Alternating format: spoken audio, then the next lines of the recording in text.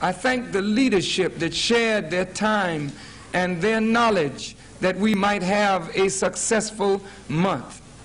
And even though you miss the brother, one of the aims in my going was to say that leadership is not a physical man. Leadership is principle. Yes. Leadership principles are inherent in the universal order of things.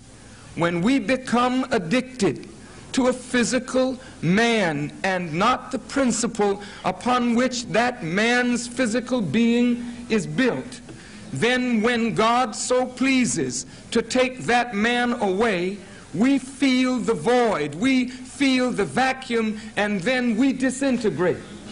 White people have learned that leadership is principle, and so they set up their government that no matter what happens to the leader, what happens to the president, one president dies, another one comes, but the nation goes on.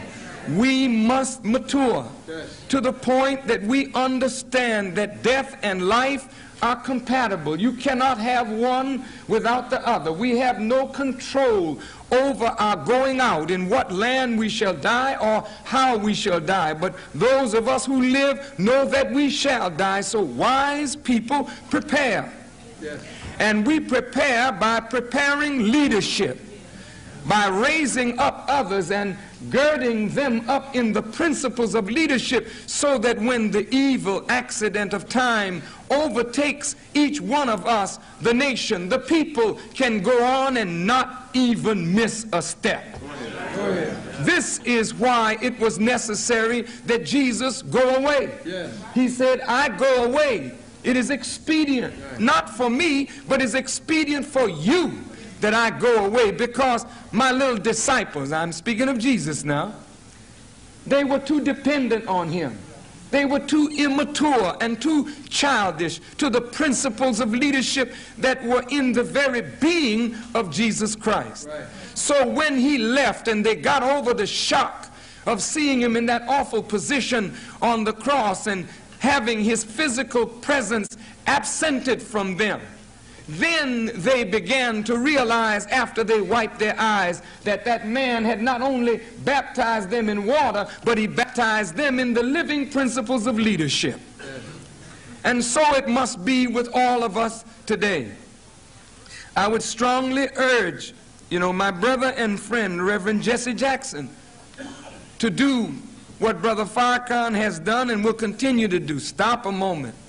Go off in the sunshine with your family and be quiet and think and reflect, because a young, powerful man like this, we need him around for years and years and years, and we don't need to burn out our great leaders. We need to preserve and protect them, and leaders need to stop thinking that they have to do everything.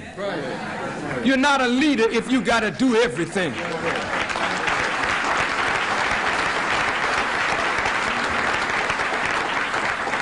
You're only a leader if you can lead others to do the thing that you think that you are born to do.